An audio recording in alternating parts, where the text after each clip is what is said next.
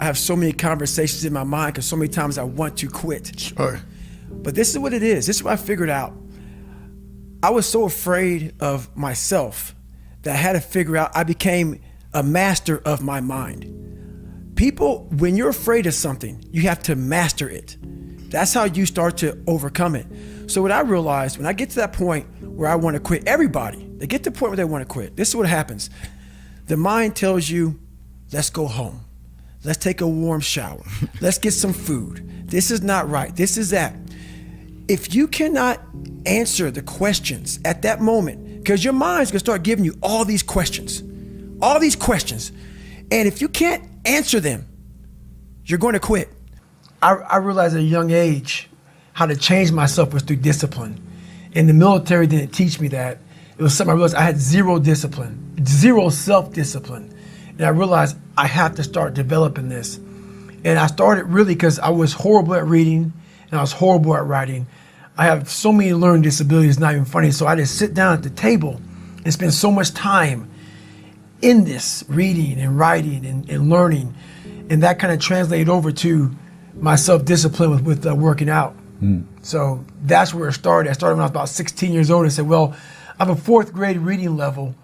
You know, let me go ahead now and start really focusing because I'm not gonna get in the military because I gotta pass the test. Yeah. So that's where it started for me.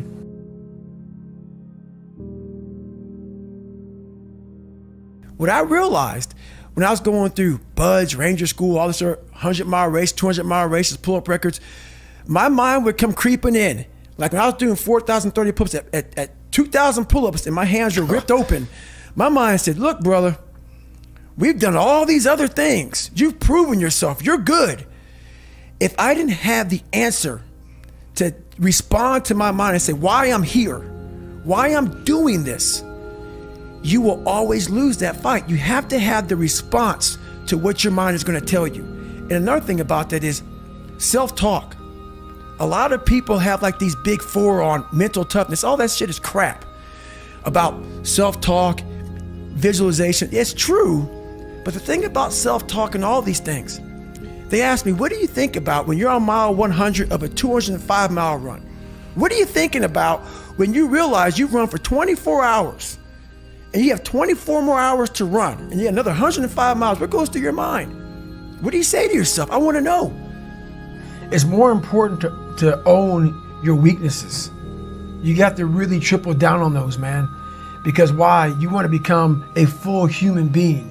We like to run away from weaknesses. Like for instance, if you're good at running, all you want to do is run. If you're great at reading, you have several books. But we don't do those things that we're not good at. So for me, I realized, shit, man, like I keep on running away from these things I'm not good at. I have to dive into these things. I have to become one with these things. And that's what happened. And so I own them both. Yeah. And I talk very openly about them both.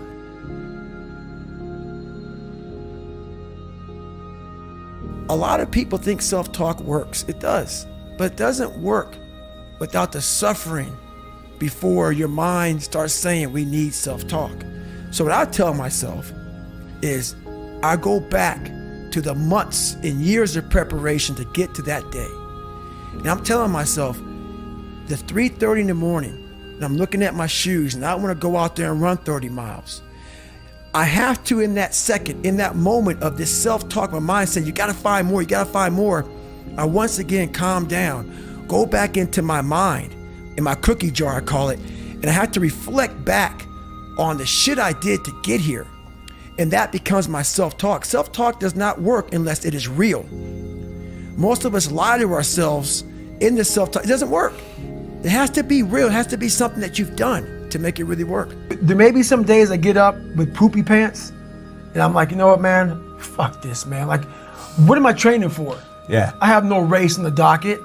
Why am I having this such a structured life? Why? And I'm like, you know what? I'm good. I'm done. I retire every day. Yeah. I'm done with this shit. And I sit around and I say, okay. And then this is my thought process. So you want to be normal. So you just want to be like everybody else that roams the world, not knowing the power that's in them. Being fine with being mediocre. You want to go back to who you were, huh, David? I'm like, fuck that, man.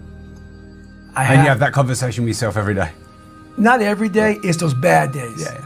It's those bad days. I see a whole bunch of people walking around out here who have no idea how talented they truly are. Now I'm talking about talent, like some God-given ability. Talent that sometimes you have to hone, you have to work on, and you have to harness yourself. And they just walk around just on their phones, just clueless to how powerful they are.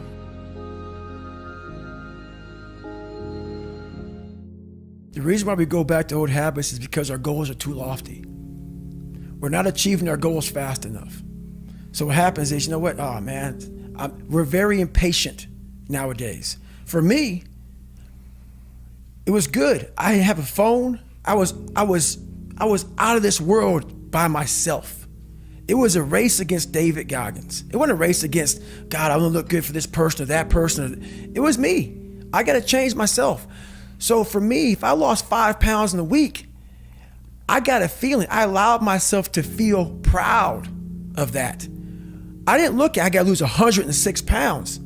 I'm like, man, I went from 297, now I'm 292. In 1 week, man, I'm killing it. We're not proud of ourselves for the small accomplishments. What we need is this monstrosity of a thing to happen and say, I did it. Nah, there's a process that you have to go through, and patience is the process. And if we don't have patience, after a week, I haven't lost 30 pounds, man, I'm done. I'm over it. So that's what I found out with people, man. They're not patient enough to realize and to enjoy the moment, not live in it, just enjoy it. There's no finish line in life, but enjoy that moment. Roger that, man, I lost 5. Let me go 10 next week. So that's the whole thing about it. That's how people lose it. How does someone who's ordinary or listening or watching get more committed, achieve more success? The biggest thing you have to do is shut off technology. You have to go dark. What I mean by that is you have to be quiet in your mind. Get away from people. We love being around people. We love talking. We love parties. We love all that shit. It's okay to be alone. It's also okay to be unhappy. It's okay to be unhappy sometimes, man. It's okay to say, you know what, man, I'm fucked up. So you gotta go to the truth first. Who are you? Get really accountable and say, okay, who am I? What's the truth about me? Get to that dark place in your mind. Figure out, it may take months, it may take years. Figure out your purpose. Figure out what you want to be in life. And then from there, okay, I have my purpose. It may take a long time. No one knows their purpose because it's too loud. Find your purpose. From there, all right, you gotta start planning. People love the planning phase because it's very comfortable. Then from the planning phase, you gotta go to execution. So the execution phase, what we all hate, because that's where the real work begins, and that's when the failure happens, and the failure. So, but you know, that's kind of how you have to do it.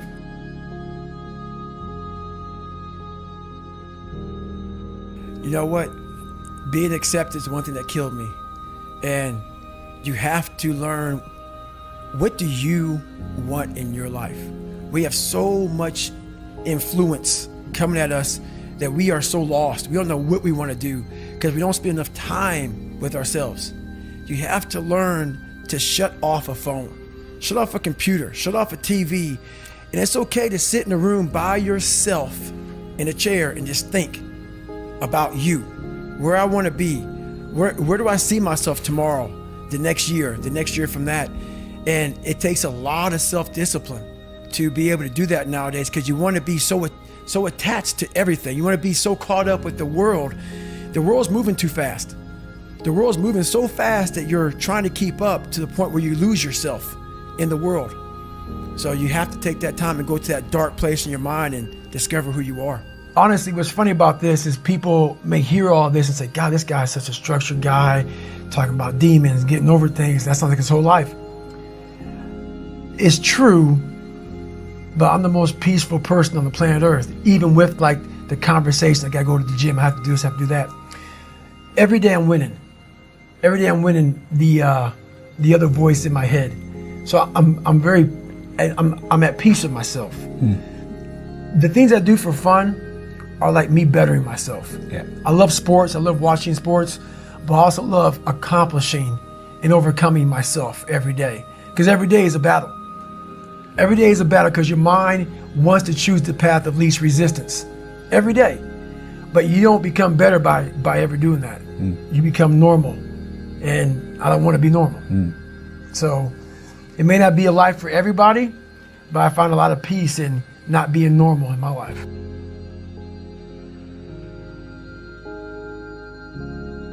All that shit that I went through in my life to get here today, it is tattooed. It is tattooed in my brain. Every day I wake up, I am constantly battling that person that is like, man, you know, back in the day, this happened to you, man. You know, like, you got called nigger so many times, and your dad beat the shit out of you, man, and, you know, you couldn't read, and this dad going junior year. All these things start to creep up, even now where you're at today. Every day, you're having to constantly battle. It's not as bad as it used to be by any means, but that person's still there. That person always lives. And that's the point about you have to continue to always challenge yourself every day. So if you could define happiness for you, maybe we did there, but if you could define happiness for you, what would that be? It's overcoming yourself. Yeah. At all costs, whatever that takes. To be at the point of your life where you don't care about being judged. You can be in a room of 1 million people and they all hate you, and you walk in and you go like this. Not because you're angry at them, because you know yourself. Inside and out, and you know that you've put yourself through hell to be where you're at today.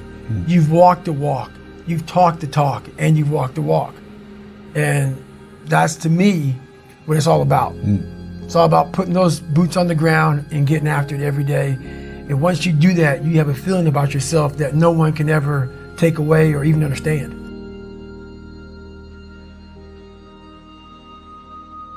Well, now there are really no small victories now for me, because what happens is once you transform yourself, and even though I'm not running from myself, I'm constantly facing myself. I'm constantly battling myself.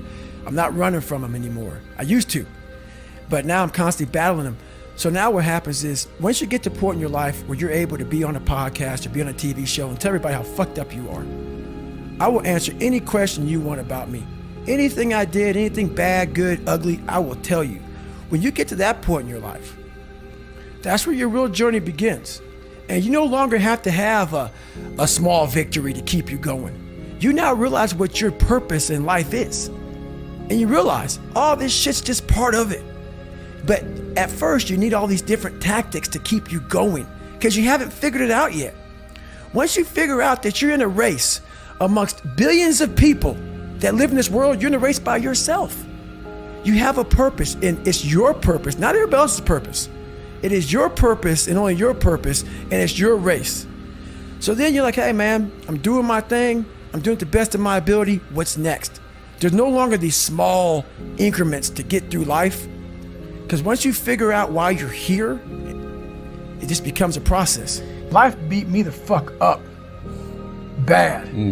I mean, I was knocked out in the 12th round of a 15 round, heavyweight bout. I was knocked out. But what happened was in the 12th round, when the challenger turned his back on me, I was getting the fuck up. And I got up and won the next 3 rounds and knocked that motherfucker out in the 15th round. So that's my mind about can't hurt me. I was hurt, man. Like literally, I had to overcome so much those first 26 years of my life. And I still do every day today. It's not over. No.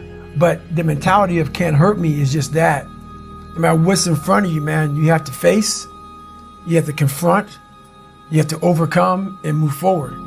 So my father, some of the kids that bullied me, my learning disabilities, all these things I went through in life, stuttering, has so many different issues, failing and failing and failing, I had to overcome them. Or they would have overcame me.